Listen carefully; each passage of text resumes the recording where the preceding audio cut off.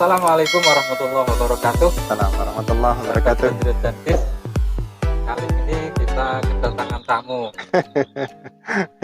yang biasanya saya mengcover lagu, kemudian tutorial adzan. Kali ini berbeda teman-teman. Saya memberikan sebuah inspirasi baru. Ini mungkin bisa berguna bagi saya sendiri, dan nanti umumnya bisa kepada teman-teman semua. Itu Bapak Muhammad Soleh. Perkenalan Pak Soleh. Selamat siang. Selamat siang. Alhamdulillah, nama saya Muhammad Soleh dan sore ini sore ini saya sakit silaturahim sama Pak Bandrio. Saya membantu mengembangkan channel beliau, juga bisa membagikan ilmu sedikit bagaimana kita di masa yang agak susah seperti ini bisa memanfaatkan potensi yang di sekitar lingkungan kita. Untuk kesempatan kali ini saya ingin mengulik lebih jauh tentang bagaimana mengelola lahan kosong, karena saya sendiri juga banyak punya lahan yang dibilang lumayan sampai rumah. Nah, giat-giat ini mungkin bisa saya tularkan kepada pemirsa semua untuk diaplikasikan di rumah. Yang pertama, ide untuk mengelola lahan kosong agar menjadi produktif itu dari mana? Asalnya itu kan tanah yang kosong ini kan di belakang tempat kami kerja ya. Alhamdulillah saya kerja di Warung Sejahtera Lasem di depan SMK Negeri SMKNU Lasem. Nanti sekalian saya promosi ya, nanti berada di wilayah Lasem, silakan nanti berbelanja di Warung Sejahtera dan bisa nanti melihat-lihat taman anggur kita ya. Jadi waktu itu seperti biasa rutinitas setiap siang saya sama Pak Bandrio sholat zuhur jamaah di musola belakang gitu ya. Kemudian ada sepetak lahan di depan ya, sepetak lahan di depan musola yang saya pikir bisa dimanfaatkan ya, menjadi yang lebih produktif daripada panas ya, karena lahannya semen, apa namanya itu, plesteran semen ya, plesteran semen. Akhirnya pada waktu itu kami punya inisiatif untuk bagaimana caranya tempat lahan tersebut yang ukurannya nggak lebar ya, nggak luas ya, misalnya cuma kisaran 4x6. Jadi ya, iya itu kita 4x6 ya, kisaran 24 meter persegi ya, kita manfaatkan untuk memanfaatkan lahan tersebut menjadi lebih produktif. Selain itu juga bisa dijadikan tempat untuk berteduh ya, biar nggak terlalu panas kan. Itu Pak ceritanya Pak, sambil itu yang menjadi inspirasi awal kita ya. Nah, itu kan tanaman buah kan banyak sekali, ada kelengkeng ya, saya punya kelengkeng dan pepang. Kenapa kok bisa tanaman anggur? Oh iya, Itu ide pertama itu apa sih yang melatar belakang bisa milih anggur? terima kasih Pak Ben. Perkenalkan juga kami dari Lasem Sejahtera Anggur ya, LSA Lasem Sejahtera Anggur. Jadi pada waktu itu kita mencoba berpikir ya, kita memanfaatkan lahan yang sudah ada plesternya ya. Artinya tanaman tersebut harus harus di dalam pot gitu ya. Media tanamnya juga harus di dalam pot kan, tambulah pot istilahnya. Nah, yang kedua juga bisa menjadi peneduh. Yang berikutnya mungkin tanaman tersebut hemat tempat karena kan tidak mungkin kita menanam kayak mangga atau menanam buah-buah yang mungkin membutuhkan media tempat berkembang luas kan. Akhirnya kita sepakat untuk menanam buah anggur. Kemudian kita mencari referensi di YouTube, di Google, menanam buah anggur tersebut. Itu asal muasal. Kalau di kantor, kalau di rumah sendiri apakah ada tanaman anggur? Ya, Mungkin videonya hanya di kantor iya. atau di rumah juga ada. Ya tentunya saya di Sumber juga menanam. Cuma karena efektivitas waktu saya lebih banyak di Lasem, ya, akhirnya yang lebih agak kami intensnya di Lasem. Kami kerja nanti kalau pas habis sholat kita siram-siram gitu Pak. Jadi kalau ada ya insya Allah ada di rumah. Ini kan bagi yang awam, termasuk saya juga awam. Itu kan perlu kiat-kiat khusus untuk menanam anggur. Mungkin dari media tanam dan hal-hal apa saja yang dibutuhkan pemula. Ini sama-sama pemula Pak. Jadi pada waktu itu bulan November awal pada waktu itu ya saya sampaikan ke teman-teman. Alhamdulillah teman-teman juga menangkap ide saya. Kemudian di awal November itu kita yang pertama saya bilang ke teman-teman, tanaman itu butuh media tanam. Akhirnya kita mempersiapkan media tanam. Media tanam kita siapkan di awal November. Kita olah sendiri. Pada waktu itu kita membeli tanah merah ya. Di sekitaran Sedan tuh tanah merahnya bagus. Karena anggur ini termasuk tanaman yang akarnya merambat, gitu. Istilahnya nggak terlalu kuat. Iya, jadi artinya dia butuh media tanam yang memang tidak padat, tapi biasanya poros ya, mudah menyerap air dan mudah dipecahkan sama akar tersebut untuk menjalarkan.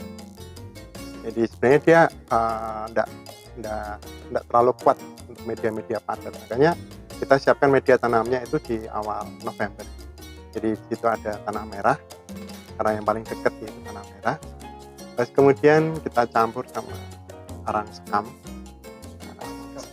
bakar ya. Arang sekam bakar itu bagaimana nanti cara membuatnya banyak referensi di YouTube. Kemudian kita kasih juga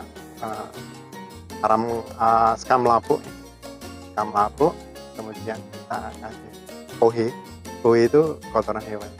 Kalau untuk fermentasi ya setelah kohe hewan, saya merekomendasikan untuk kotoran hewan itu kambing.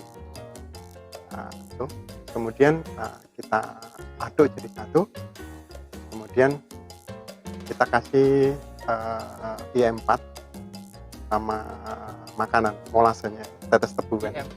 E4 ya, pengurai bakteri pengurai, biar apa ya, media tanam itu kan butuh bakteri kan, untuk mengurai tanah-tanah. Unsur kimianya apa ya? E4 nya apa ya? Lebih ke arah mikrobakterinya Pak. Oh iya, jadi kalau media tanam nggak ada yang mengurai. Iya ya. Betul, kayak di kita lah khusus gitu, ada yang mengurai, jadi bagus buat tubuh. Karena saya sendiri juga pernah media tanam yang belum matang masalahnya, itu ternyata malah tumbuhan jadi mati. Betul. Ya memang selama itu kita aduk, kemudian selang itu kan di awal November, di akhir November kita kasih yang masuk bahan kimia di situ ya, artinya pupuk kimia ya.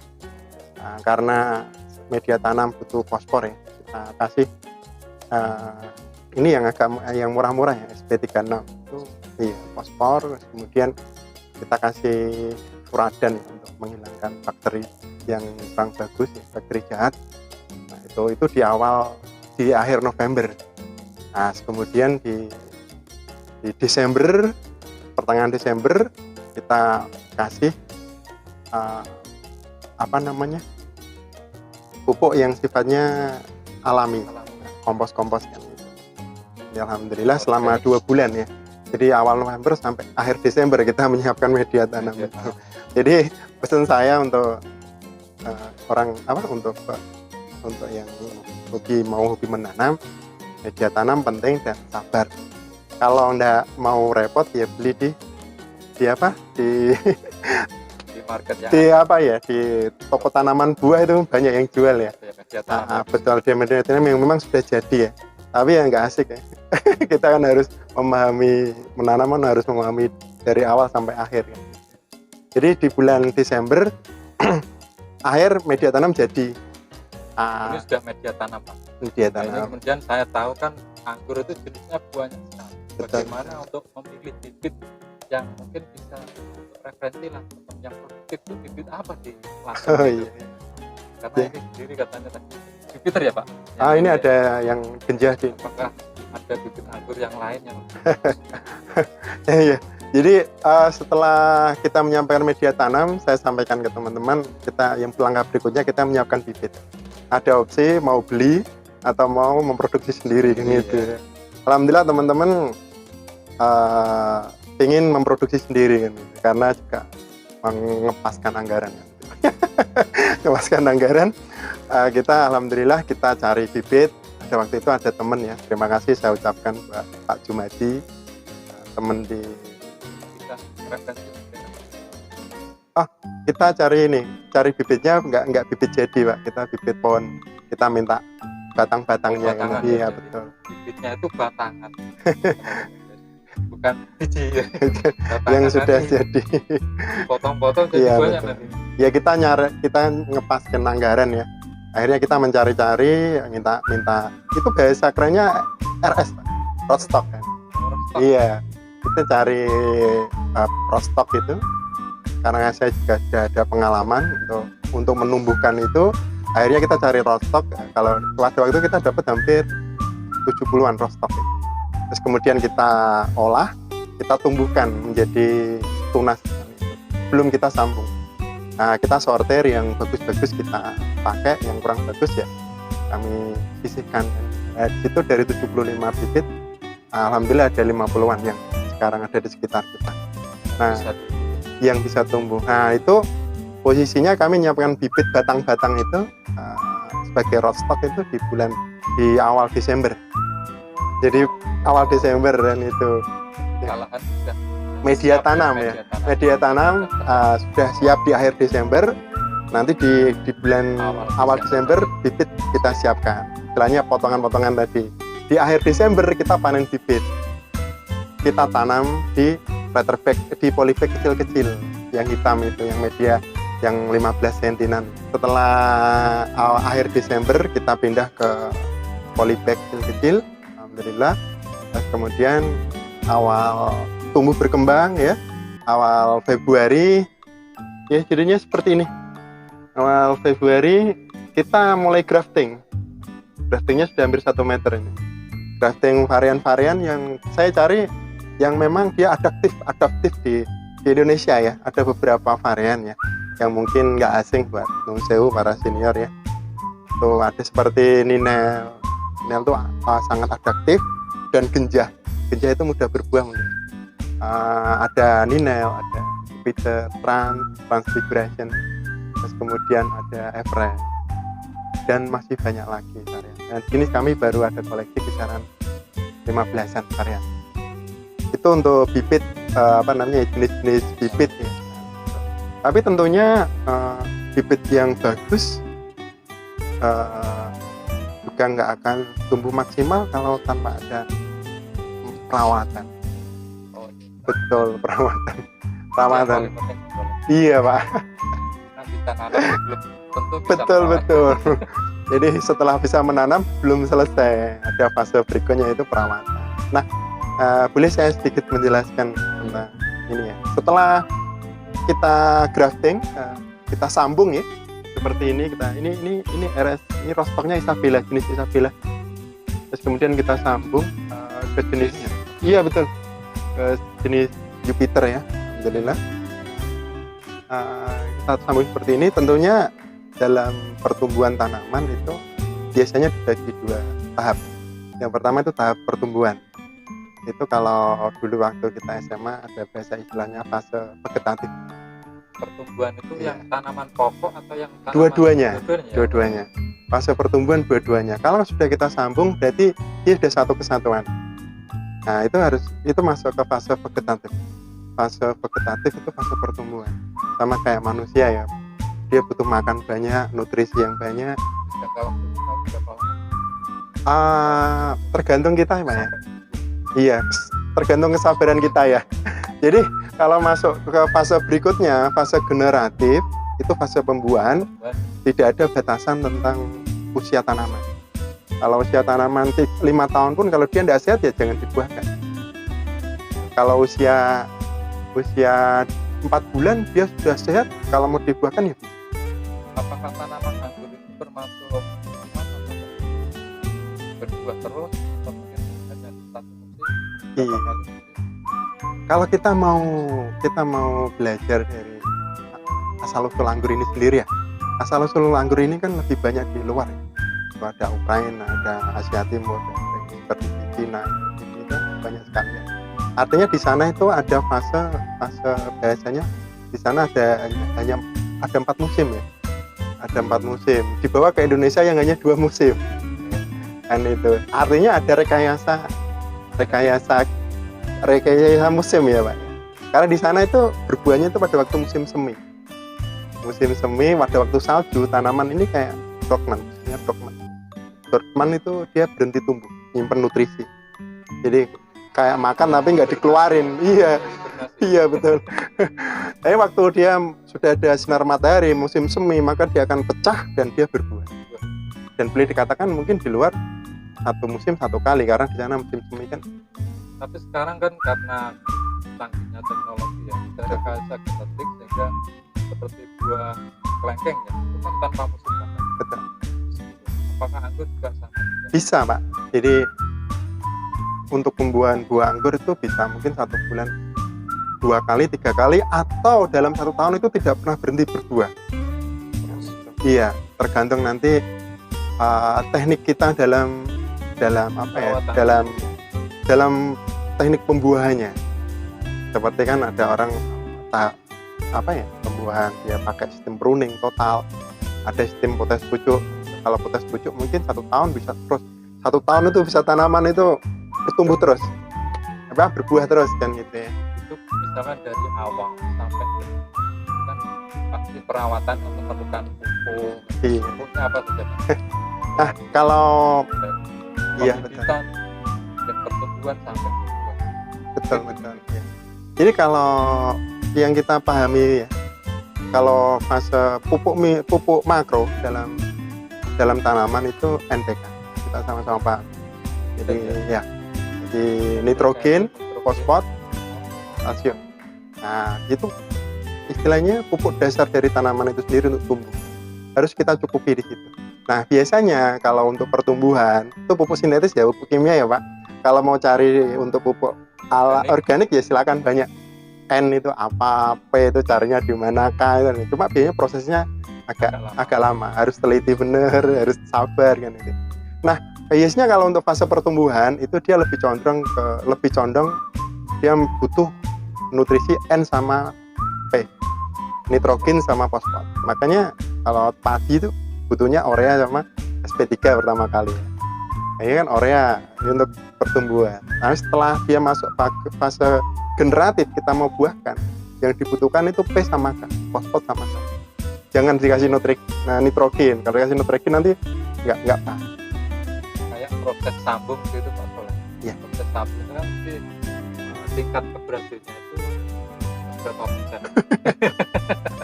Karena sendiri saya juga belum. Iya. Dulu waktu kita pertama kali belajar sambung ini Pak, ini kan saya lebih suka teknik sambungnya ada sambung susu, ada sambung sisip, ada sambung pucuk. Saya pribadi lebih seneng sambung pucuk. Alhamdulillah karena diberikan sama Allah itu kemudahan, jadi lebih mudah saya menyambung pucuk dan itu. Jadi kalau untuk beberapa persen keberhasilannya, yang pasti saya nggak menghitung ya. Cuma saat di situ ada keyakinan. Yang penting tanaman yang mau disambung sama tanaman yang mau menyambung sehat. Artinya sama-sama sehatnya. Jadi batang atas kita cari entres biasanya Pak ya. Bahasa keren pengangguran tuh entres ya. Pohon atas istilahnya, cabang atas itu kita cari mata tunas yang memang benar-benar sudah siap untuk pecah. Jangan yang enggak mau pecah nanti, atau yang mungkin sudah tua, jadi agak kesulitan nanti kalau pecah. Kalau mata tunasnya ini nggak pecah ya dia akan susah untuk menjadi tunas baru, nyambung kan. Nah kemudian yang batang bawah juga harus sehat, sehingga nanti sama dua-duanya nggak membawa jamur, sehingga nanti ke depan pertumbuhannya. Jadi kalau persentase keberhasilan saya nggak menghitung, cuma di situ ada keyakinan gitu. Ada keyakinan, dan alhamdulillah ya ini buktinya dari hampir 50 tanaman ini juga sudah kita sampai. Mungkin ada kiat-kiat khusus bahwa dibutuhkan oleh pemula. Yang dibutuhkan pemula sabar. Jadi nanam anggur itu kayak beda sama nanam pohon mangga atau durian. Kalau kita mau menanam pohon mangga, tanam dah paling siram, tidak dilihatin tanamannya. Iya kan itu. Tapi kalau anggur ini saya dulu waktu pertama kali menanam anggur, sekali saya tanam gitu ya, pagi saya pelototin, siang saya pelototin, sore saya pelototin, lihat tunas tumbuh saya pelototin, saya nggak sabar. Jadi biarkan, yang penting kita kasih media tanam yang bagus di awal tadi, cari bibit yang bagus, perawatan yang bagus, biarkan dia berkembang dengan sendirinya. Itu kalau sampai berbuah kemudian sampai mati, dan berapa lama? Berbuah sampai mati. Tanaman anggur misalnya kayak di melon itu kan setelah berbuah dia kan mati. Apakah anggur juga sama? Apakah ada masa lebih panjang lagi? Kalau dirawat dengan bagus, mungkin ratusan tahun ya. Iya, ratusan tahun. Karena di situ ada fase yang namanya pruning ya. Jadi dia pun mungkin kayak pohon mangga. Pruning itu ada fase permajaan. Iya, biasanya permajaan ya, pemotongan cabang-cabang itu sehingga nanti muncul tunas baru, tunasnya yang lebih fresh. Asal batangnya itu, akarnya itu nggak kena jamur atau bakteri sehingga jadi busuk akar. Yang kedua, asal daunnya nggak kena jamur. Yang berikutnya batangnya tidak kena jamur sama insek itu, ya insya Allah aman. Yang penting perawatannya, karena ini agak manjang. Kalau musim hujan itu mungkin butuh perawatan insek bunga itu 1 minggu 2 kali. Ya kayak melon sih. Cuma melon sendiri kan tanam rata-rata dibuang. Nah, kalau ini enggak. Jadi kalau anggur pasti sampai itu ya. Nah, kalau di sana ratusan tahun. Iya, saya juga pengen. Dulu saya pernah beli sama Pak Toleh di mana Pak? Demak. Cuma nggak tahu ilmunya ya. Iya, punya ilmunya. Kita mau pakai media tanam yang belum matang, juga mati. Akhirnya kita juga masih pikir-pikir lagi. Iya. Ini sekarang saya kok Pak Soleh sudah ada hasil ini ya. Ini saya mau mungkin bisa mencoba bahan saya. Betul, nggak perlu. Jadi buat teman-teman yang suka menanam, kalau ada media lahan yang kosong seperti ini, bisa kita tanam anggur. Tidak hanya satu tanaman, mungkin tidak hanya satu tanaman, mungkin banyak tanaman lain segini, beberapa varietas. Kita seperti ini, saya model para-para ya, ini di sini. Nanti kalau ada rezeki, atasnya kita kasih plastik UV. Jadi nanti untuk musim penghujan kita kasih plastik UV. Ini belum saya kasih karena masih musim kemarau. Biar nggak kena air hujan ya, karena air hujan kan sifatnya asam ya Mas. Nanti juga perawatannya repot, jamur. Dan alhamdulillah ini juga disupport sama ini ya, Baitul Mal BMT Bus ya. Ucapkan terima kasih buat Pak Widodo, Pak Agus Robek, Pak Indro telah menyupport kita menjadi istilahnya anggota semacam binaan gitu. Di akhir season Pak. Betul. Tadi kan kiatnya sabar. Apakah harus sabar saja? Saya penasaran ini.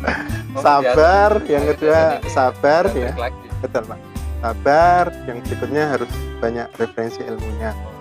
Nah, kalau sabar terus, tumbuh terus seperti sahabat saya itu punya tanaman anggur, sabar aja. Pohonnya anggur menjalar sampai 10 meter ya dibiarin karena nggak dibuahkan. Akhirnya kan sabarnya nggak dapat buah. Tapi nanti sabar, terus kemudian bagaimana nanti bisa berbuah. Iya betul. Karena referensi kan banyak Pak. Betul. Wah banyak sekali itu. Untuk teman-teman di Lasem itu di Pamotan ada Mas Yusuf Sengkan, itu master itu. Anggur ya? Betul, itu master anggur, itu sudah saya hormat ya sama beliaunya. Itu juga kadang-kadang saya main ke sana. Silakan nanti kalau teman-teman mau main ke tempat kami, Lasem Sejahtera Anggur, di belakang warung Sejahtera SMK Lasem, juga nanti bisa wisata anggur. betul. Nanti main-main ke master kita di Jape itu juga bisa. Sama-sama nanti kita belajar bareng-bareng. Iya. Biar nggak tadi tuh kemerungsung kan. Kalau pengen cepet-cepet ya ke pasar buah beli anggur 1 kilo 50.000 selesai. Cuma nanti beda hasilnya. Anggur yang di pasaran dengan anggur yang menanam sendiri beda. Kepuasan gitu ya, betul. Bisa selfie nanti Pak. Oke pemirsa, demikian tadi ya obrolan ringan lah sama Pak Soleh, inspirasi kita bersama. Mudah-mudahan saya sendiri juga pemirsa yang ingin menanam anggur itu bisa punya referensi yang bagus. Pak Soleh sudah dengan ini Jupiter sudah ada yang membuat. Iya. Berapa share lagi Pak? Mungkin berapa minggu? Masa panennya dia kalau Jupiter 100 hari mungkin ya. 3 bulan mulai dari pruning. Ini yang kecil-kecil. Iya, insya Allah ini ya matang, ini nanti ya bulan 7 akhir sudah panen. 7 akhir. 1 bulan lagi Pak? Iya, insya Allah. 1 bulan lagi. 1 bulan setengah lah. Nanti saya sambung lagi. Kita Iya, makan Pak. anggur bareng-bareng. Itu ada jenis karnival juga yang alhamdulillah banyak varian Mas. Iya. Iya. Insya Allah nanti. Tapi saya belum sedia bibit ya Pak. Oh. Nanti insya Allah nanti kalau teman-teman mau. Tapi sudah dipasarkan Pak ya? Iya. Ada beberapa teman yang menginginkan koleksinya ya kita jual lah ya. Kalau dikasih kan juga nggak pas. Jual. Karena ada modal yang dikeluarkan. Iya, biar semangat nanamnya Pak, merawatnya Pak. Kalau dibeli itu dikasih itu kan kayak nggak ada niat untuk merawat. Oke, mungkin itu teman-teman semua yang bisa saya sampaikan, mudah-mudahan bermanfaat, dan jumpa lagi di session berikutnya. Saya assalamualaikum warahmatullahi wabarakatuh. Waalaikumsalam warahmatullahi wabarakatuh.